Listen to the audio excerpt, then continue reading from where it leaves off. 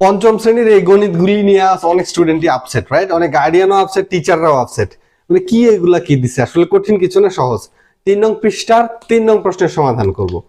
আচ্ছা, প্রথমে এই 7 দ্বারা এখানে কত হইলে 3 হয়? এখানে 3 তো অবশ্যই হবে না, শুধু 3 হবে না, হয় 13, নাইলে 23, নাইলে 33, নাইলে 43, 53, 63, 73, এরকম। এখন 7-এর নামটা সর্বোচ্চ কত পর্যন্ত? 10। এখানে 10 হওয়ার সুযোগ নাই, একটা ডিজিট হবে।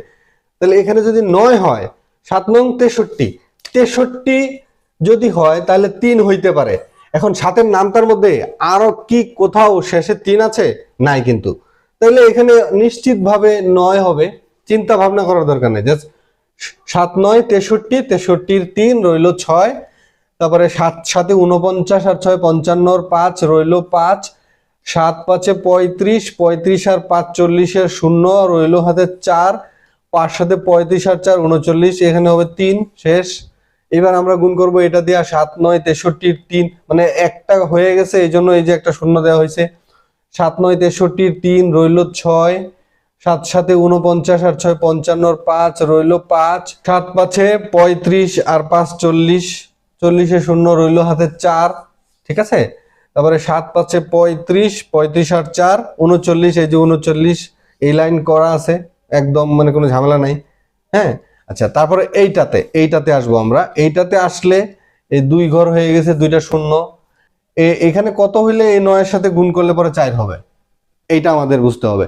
এখন 9-এর নামটা বললে শেষে 4 থাকে কোন কোন জায়গায়, এটা আমরা দেখি। 9-এর নামটা শুধুমাত্র 6 যখন বলা হবে, এই 6 9 54, এইখানেই শুধুমাত্র 4 আছে, আর কোথাও 4 নাই। তো 54-র শেষের ডিজিটটা হলো 4। এখানে 4 হয়েছে, হাতে রয়েছে 5, তার মানে এখানে কত হয়েছে? এখানে যত হয়েছে আমরা এটা লিখে দিব, শেষ। এখানে কত হয়েছিল?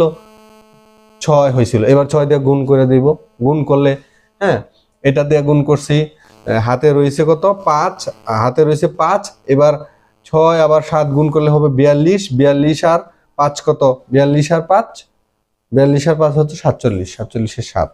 বাকি এগুলো সব ঠিক আছে, আমার এগুলো চিন্তা করার দরকার নাই। এখন জাস্ট এইখানে গুণগুলো সব করা আছে, আমি জাস্ট যোগ করে দিব, শেষ।